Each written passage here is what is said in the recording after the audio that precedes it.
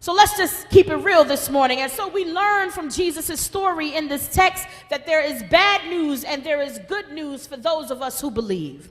The bad news is that we too will encounter people, groups, and institutions who seek to destroy us just because we are children of God.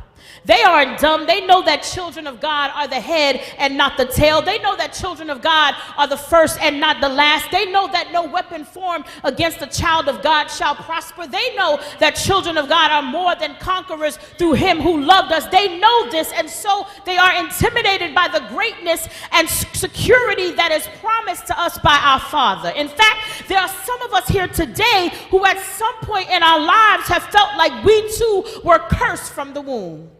Somebody has felt their entire life like it's been one big attack after the other. Somebody has felt like they never stood a chance of living an abundant life because you were born into a really messed up situation. Maybe your parents were in jail or on drugs or did not want you. Maybe you were poor and had to struggle. Maybe you were born with a disease or diagnosis that made your life difficult. Maybe you've been in and out of systems and really never had a place to call home. Maybe you didn't have anybody to love you. Whatever the situation was, many of us at times have felt like we too have been attacked for most of our lives. Many of us, like Jesus, have been targeted and neglected and abused and tried and tested. But remember, I said there was also good news.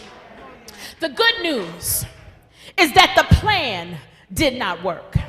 The good news is that the same covering and protection that was available to Jesus is also available to us today. The good news is that as children of a king, we too are given the same degree of covering and security and grace and mercy that was afforded to Jesus in the first few days of his life. I don't know about you, but I'm grateful this morning. I'm so glad to know that the same God who intervened on behalf of Jesus over 2,000 years ago is the same God who will intervene for me today. And